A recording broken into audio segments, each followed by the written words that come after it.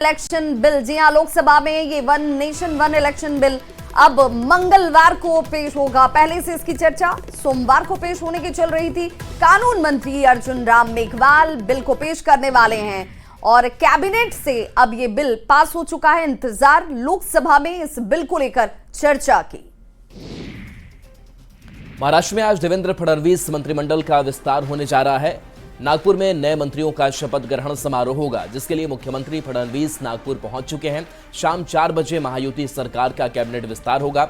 राज्यपाल सीपी राधाकृष्णन सभी मंत्रियों को पद एवं गोपनीयता की शपथ दिलाएंगे, जिसमें बीजेपी, शिवसेना और एनसीपी के विधायक मंत्री पद की शपथ लेंगे। आपको बता दें कि विधानसभा चुनाव में 288 सदस्यों वाली विधानसभा में महायुति को 236 सीटें मिली और महाविकास अघाड़ी 49 सीटों पर ही सिमट गया। बता दें कि शपथ ग्रहण से पहले कई नेताओं को फोन किया गया था, जिनमें बीजेपी, शिवसेना, एकनाथ शिंदे और एनसीपी अजीत पवार गुट के विधायकों को फोन किया गया। और देखिए समस्तीपुर से बड़ी खबर, जहां अतुल सुभाष के पिता ने मांग की है। बता दें कि पिता पवन मोदी ने निकिता की गिरफ्तारी पर संतोष भी जताया है। साथ ही उन्होंने अपने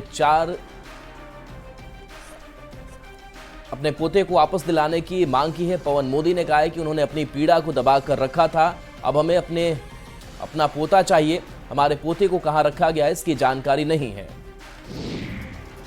इसके अलावा पवन मोदी ने प्रधानमंत्री नरेंद्र मोदी, यूपी के सीएम योगी आदित्यनाथ और बिहार के मुख्यमंत्री नीतीश कुमार से अपने पोते को वापस दिलाने की भी अपील की। साथ ही उन्होंने महिला आयोग की तरह पुरुष आयोग के भी गठन की मांग उठाई। हमको तो ये मीडिया वाले इतनी आवाज़ उठाए हैं, मेरे लिए सबसे बड़े उनको धन्यवाद करना चाहता हूँ। और उनकी गिरफ्तारी होने से मेरे आघात जो हृदय है उसमें 4 आना मुझे तसल्ली मिली है। और मैं अपने पोते को देखने के लिए मैं आज तक अपने उसको गोद में नहीं लिया हूँ। मैं चाहता हूँ कि मुझे पोता का संरक्षण मिले, कम से कम उसके बारे में ये जानकारी मुझे मिले कि वो कहाँ है। अपराधी लोगों के पास मेरा पोता रहेगा, वो भी अपराधी बन जाएगा। मैं इस गांव में रह के उसको पढ़ाया लिखाया, उसको भी मैं फिर से अतुल सुभाष बनाने की कोशिश करूंगा। यही मेरी गुहार है राष्ट्रपति जी से, प्रधानमंत्री जी से, योगी जी से, नीतीश जी से, लालू जी से, सबसे मेरी गुहार है कि मेरे को कम से कम मेरा पोता दिलवा दिया जाए। और AI engineer Atul Subhash suicide case में पुलिस ने बड़ी कामयाबी हासिल की है और कार्रवाई के तौर पर बेंगलुरु पुलिस ने अतुल सुभाष की पत्नी निकिता सिंघानिया को हरियाणा के गुरुग्राम से गिरफ्तार कर लिया है। साथ ही निकिता की मां निशा सिंघानिया और भाई अनुराग सिंघानिया को प्रयागराज से अरेस्ट किया गया। कोर्ट में पेशी के बाद तीनों को 14 दिन की न्यायिक हिरासत में जेल भेज दिया गया है। निकिता के चाचा सुशील सिंघानिया अभी भी फरार हैं। समस्तीपुर के वैनी पूसा रोड के रहने वाले अतुल सुभाष ने कुछ दिनों पहले निकिता और उसके परिवार पर उत्पीड़न और जबरन वसूली का आरोप लगाने के बाद बेंगलुरु में आत्महत्या कर ली थी। बड़ी खबर झारखंड की राजधानी रांची से, जहां पर जेएसएससी कार्यालय घेराव की तैयारी में छात्र हैं और आज अलग अलग जिले से रांची ये छात्र पहुंच सकते हैं। सीजीएल परीक्षा में गड़बड़ी को लेकर छात्रों की तरफ से हंगामा किया जा रहा है और परीक्षा रद्द करने के साथ सीबीआई जांच की मांग छात्र उठा रहे हैं। जेएसएससी मुख्यालय के बाहर पुलिस जवानों की हालांकि तैनाती कर दी गई है।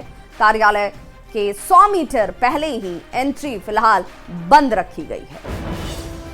और देखिए आम आदमी पार्टी ने आखिरी लिस्ट जारी कर दी है। आपने 38 उम्मीदवारों के नाम का ऐलान कर दिया है। नई दिल्ली से चुनाव अरविंद केजरीवाल लड़ेंगे। खबर है कि नई दिल्ली सीट पर केजरीवाल वर्सेस संदीप दीक्षित की यहां लड़ाई होने वाली है। कालकाजी से सीएम आतिशी चुनाव लड़ेंगी, तो मटिया महल सीट से शोएब इकबाल आप उम्मीदवार बनाए गए हैं। रिठाला सीट से मोहिंदर गोयल आपके उम्मीदवार बने हैं।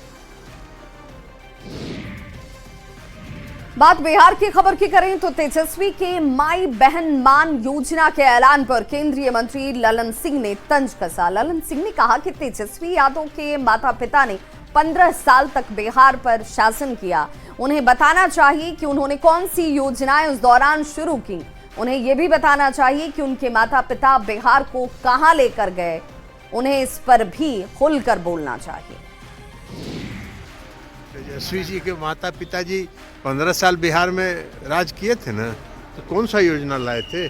जरा ये भी तो बतावें वो कि मेरे माता पिताजी ने बिहार में कहाँ बिहार को पहुंचा दिया था। बिहार में न सड़क था, न बिहार में बिजली थी, न बिहार में कानून व्यवस्था था, अपहरण का उद्योग चलता था। इस सब पर भी तो बोलना चाहिए उनको। तेजस्वी के माई बहन मान योजना के ऐलान पर डिप्टी सीएम सम्राट चौधरी ने भी तंज कसा है। सम्राट चौधरी ने कहा कि लालू जब परिवार सत्ता में था तो क्या किया, अब दोबारा जनता उनके झांसे में नहीं आने वाली है। लालू प्रसाद जी के 15 साल को बिहार की जनता ने देखा है, किस तरह जनता को लूटने का काम किया।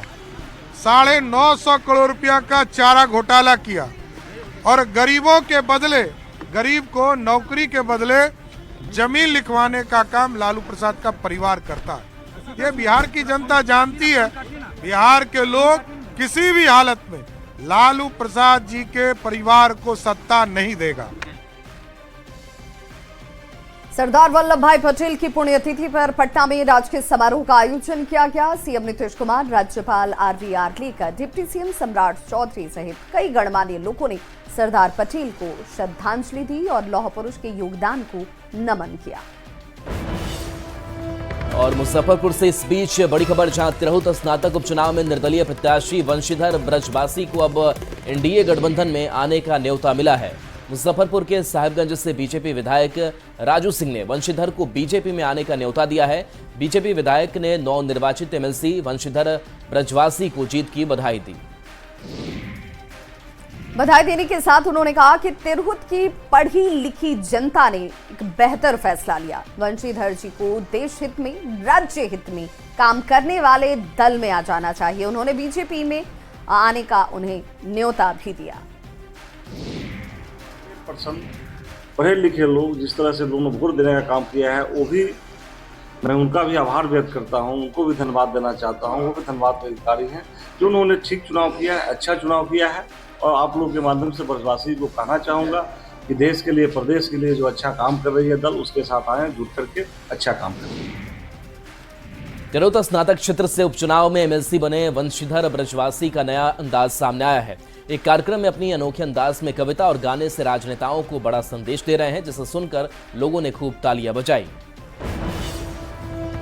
पूर्णिया से बड़ी खबर, जहां पर सांसद पप्पू यादव ने एक बड़ा बयान दिया है। पप्पू यादव ने कहा कि बिहार में इंडी गठबंधन को 2025 का चुनाव कांग्रेस के नेतृत्व में ही लड़ना चाहिए। कांग्रेस को इसमें बड़े भाई की भूमिका निभानी चाहिए। चुनाव में जीत के बाद मुख्यमंत्री कोई भी हो, लेकिन चुनाव में बड़े भाई की भूमिका कांग्रेस की ही होनी चाहिए। हालांकि उन्होंने अपने इस बयान को व्यक्तिगत राय बताया है। उन्होंने नाम लिए बगैर तेजस्वी यादव पर कटाक्ष करते हुए कहा कि कुछ लोगों की जिद के चलते हम लोग पिछड़ जाते हैं और हरियाणा, महाराष्ट्र से सबक लेनी चाहिए। गठबंधन के साथ चुनाव हो, लेकिन कांग्रेस नेतृत्व में, कांग्रेस के बड़े भाई के नेतृत्व में हो। गठबंधन के बाद जिन्हें मुख्यमंत्री बनना हो वो बने, लेकिन चुनाव हम राहुल गांधी और प्रियंका गांधी के नेतृत्व में ही लड़ें, ये मेरा व्यक्तिगत मानना। झारखंड बीजेपी प्रदेश अध्यक्ष बाबूलाल मरांडी जमशेदपुर पहुंचे, जहां श्राद्ध कर्म में शामिल होने के बाद बीजेपी कार्यकर्ताओं से उन्होंने मुलाकात की। इस दौरान उन्होंने हेमंत सरकार पर हमला बोलते हुए कहा कि सरकार अपने वादे से मुकर रही है। आप देखें, किसानों के लिए कहा था कि 3200 रुपया क्विंटल धान था। आप कैबिनेट से निर्णय लिया नहीं, 2400 आगे ही ना, यानी सीधे 800 रुपया तो किसानों को ठग लिया ना। तो ऐसे ही सब योजना में वो करने वाला है, ठग लिया। और इसलिए वो मैया योजना में भी बोला कि जो अयोग्य है, कि वे अयोग्य है, तो पहले उन्होंने किसने उनको शिक्षा। कांग्रेस विधायक डॉक्टर रामेश्वर उरांव का कार्यकर्ताओं ने भव्य स्वागत किया। हालांकि डॉक्टर रामेश्वर उरांव को मौजूदा हेमंत सरकार के मंत्रिमंडल में शामिल नहीं करने से कार्यकर्ताओं में मायूसी छाई हुई है। मंत्रिमंडल में शामिल नहीं करने पर डॉक्टर रामेश्वर उरांव ने कहा कि वो फैसला आला कमान का है और मैं काम करने में विश्वास रखता हूं। काम करने पर विश्वास करता हूँ और खरा उतरना न उतरना के इसमें कोई बात ही नहीं है। जो भी इशूज होंगे, मुद्दा होंगे, उनका सॉल्यूशन करना, उनको कम करना जनप्रतिनिधि का काम होता है। उस हैसियत से मैं काम करता रहूँगा, सरकार से मदद लेता रहूँगा और लोगों की समस्याओं को दूर करता रहूँगा। संसद में एक दूसरे के खिलाफ हमला बोलने वाले सांसद आज एकजुट होकर क्रिकेट मैच खेलते दिखे। दिल्ली के ध्यानचंद स्टेडियम में सांसदों के बीच मैत्रीपूर्ण क्रिकेट मैच खेला गया। तो मैच की शुरुआत से पहले ओम बिरला ने भी बल्ले पर हाथ आजमाया। सांसद अनुराग ठाकुर और चंद्रशेखर आजाद एक ही टीम में खेलते नजर आए।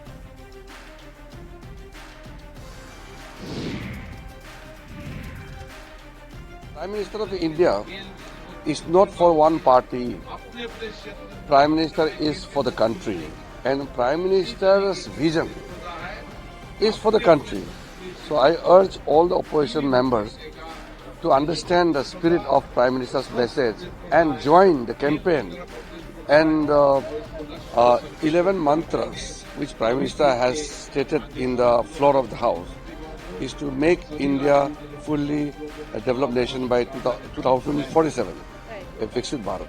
So we must join. और चाईबासा से बड़ी खबर, जहां लापता युवकों का अब तक कोई सुराग नहीं मिला है। गोइलकेरा थाना क्षेत्र से 2 युवक लापता हुए थे। 9 दिसंबर को ये दोनों युवक लापता हुए थे। दोनों युवकों की हत्या की आशंका जताई जा रही है। युवकों की तलाश में पुलिस जुटी हुई है। गुदड़ी थाना क्षेत्र में 2 पीएलएफआई उग्रवादियों और 2 समर्थकों की हत्या के मामले में अभी तक शव की बरामदगी नहीं हुई।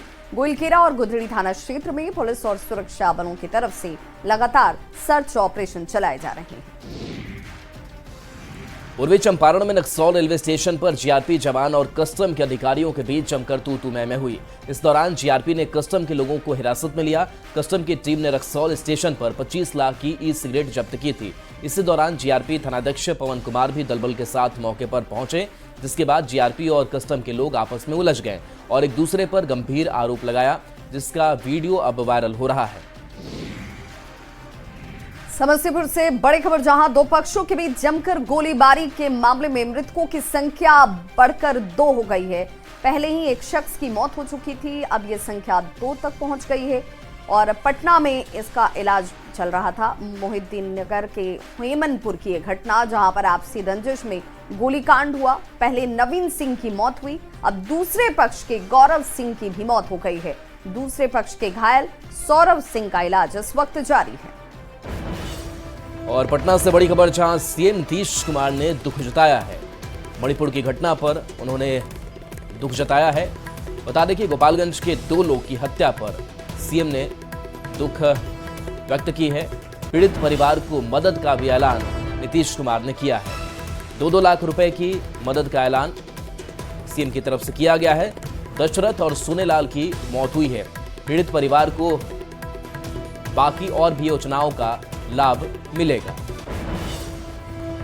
वहीं झारखंड के पाकुड़ से बड़ी खबर, जहां आपसी रंजिश में गोलीबारी की गई है। युवक पर फायरिंग से हड़कंप मच गया। सूचना मिलते ही फिलहाल मौके पर पुलिस टीम पहुंची हुई है। लोगों से पूछताछ की जा रही है। 3 जिंदा कारतूस और 1 मैगजीन की बरामदगी की गई है। नगर थाना क्षेत्र का यह मामला है।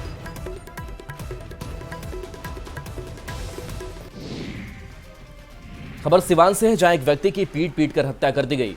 दामाद पर हत्या करने का आरोप लगा है। घटना बढ़िया थाना क्षेत्र के रसूलपुर गांव की है। मृतक का नाम जालिम बैठा है। घटना के बाद से गांव के लोगों में आक्रोश है। जानकारी के मुताबिक किसी बात को लेकर दामाद से कहासुनी हुई थी, जिसके बाद दामाद ने हत्या कर दी। पुलिस फिलहाल इस मामले की जांच में जुटी है। तो गवाह कहाँ मिलेगा? कहिया के घटना हुई? 13 तारीख 2 बजे रात में आइलो थाना में गइल बलो? थाना में वो किया है एकदम सुबह, लेकिन थाना वाला को एक्शन नहीं खेले। थाना वाला एक्शन नहीं खेले। 112 वाला को थाना प्रभारी भेजा तो वो 3000 रुपया घूस लेके चला गया। बड़ा बाबू घूस ले लिए हैं। आप बड़ा बड़ा 3 लाख की 4 लाख रुपया घूस लिया है। खबर पटना से, जहां बीडी कॉलेज के प्राचार्य ने कॉलेज के पूर्ववर्ती छात्र प्रिंस कुमार, नीरज कुमार और आदर्श कुमार पर गर्दनीबाग थाने में मामला दर्ज कराया है। प्राचार्य ने धमकी देने और कॉलेज के कार्यों में बाधा देने का आरोप लगाया है। तो 2021 में भी कॉलेज के पूर्व प्रिंसिपल ने इन छात्रों के खिलाफ मामला दर्ज करवाया था, लेकिन कार्रवाई नहीं की गई। अब कॉलेज के प्रिंसिपल ने यह आरोप लगाया है और गर्दनीबाग थाने में मामला दर्ज करवाया है। ये महाविद्यालय को डिस्टर्ब करते हैं काम करने में, चाहे वो कार्यालय स्तर पर हो, चाहे प्रशासकीय स्तर पर हो। अनावश्यक रूप से ये दबाव डालते हैं और हर समय एक धमकी देते हैं कि अगर नहीं मानिएगा तो मैं धरना प्रदर्शन करूंगा, आंदोलन करूंगा, राजभवन में चिट्ठी लिखूंगा, तो विश्वविद्यालय में लिखूंगा, तो राष्ट्रपति को दूंगा। ये सारी चीज़ें होती हैं। ऐसे माहौल में काम करने में बहुत दिक्कत होती है। एक अनावश्यक दबाव रहता है, कॉलेज का माहौल बिगड़ रहा है। ये सारी बातें थी बताने के लिए। इसकी सूचना आपने सर थाने को दिया? जी, इसकी सूचना मैंने थाने को दी है और मेरे थाने देने से पहले यहाँ प्रवीण कुमार थे प्रिंसिपल, जिन्होंने इस पर FIR भी किया था, लेकिन अभी तक उस पर कोई कार्रवाई नहीं हो पा रही है। खबर भागलपुर से, जहां मायागंज अस्पताल में डॉक्टर और सुरक्षाकर्मी के साथ मारपीट मामले में अस्पताल प्रबंधन एक्शन मोड में है। वार्ड में लगे CCTV फुटेज को खंगाला जा रहा है और मारपीट करने वाले लोगों की पहचान की जा रही है। फिलहाल इस घटना के बाद से अस्पताल में डॉक्टरों की सुरक्षा को बढ़ा दिया गया। अस्पताल अधीक्षक के सिन्हा ने अस्पताल में चिकित्सकों के साथ मारपीट करने वाले लोगों पर जल्द से जल्द कार्रवाई करने की बात कही। CCTV में जो आ जाएगा पूरा जो है कौन आदमी है और चिन्हित, तो जो है हम लोग थाना वालों को रिक्वेस्ट करेंगे कि वो FIR दर्ज की जाएगी आपके तरफ से? नहीं, मैंने वो तो सारे सम्मिलित मैंने सब हेड लोग का विचार होने के बाद कर लिया जाएगा। अगर सब सारे लोग का हेड लोग का विचार हो जाता है तो हो जाएगा। और रांची से बड़ी खबर, जहां युवती से छेड़छाड़ और ब्लैकमेलिंग के मामले में अश्लील फोटो वायरल करने की धमकी दी गई। युवक पर युवती से मारपीट करने का आरोप लगा है। पीड़िता ने पुलिस से इसकी शिकायत की। मामला दर्ज कर पुलिस जांच में जुटी हुई है। सुखदेव नगर थाना क्षेत्र का यह मामला सामने आया है।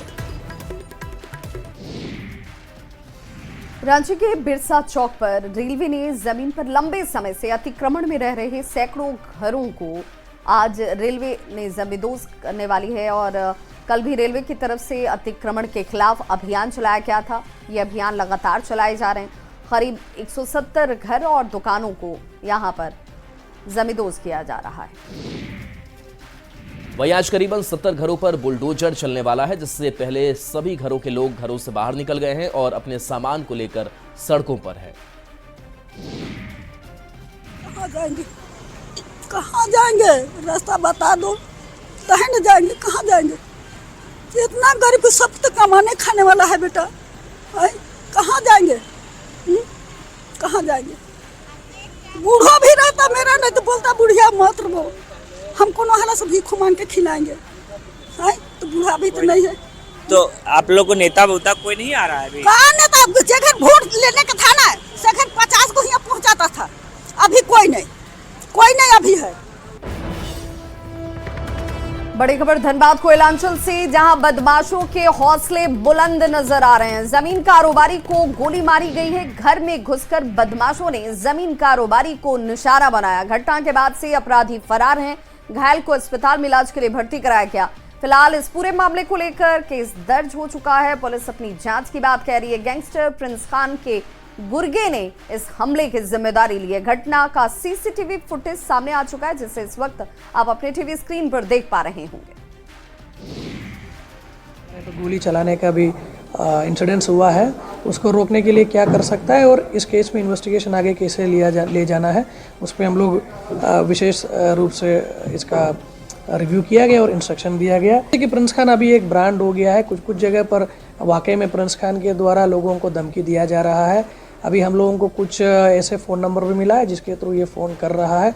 वो भी अभी हम लोग उसका फ़ोन नंबर का ओनर को आइडेंटिफाई करने का काम किया। हमारा टीम अभी एक टीम बंगाल, एक टीम बिहार और एक टीम हमारा कर्नाटका और आंध्र प्रदेश अभी मूव कर रहा है। तो इस बुलेटिन में बस इतना ही, लेकिन न्यूज़ 18 बिहार झारखंड पर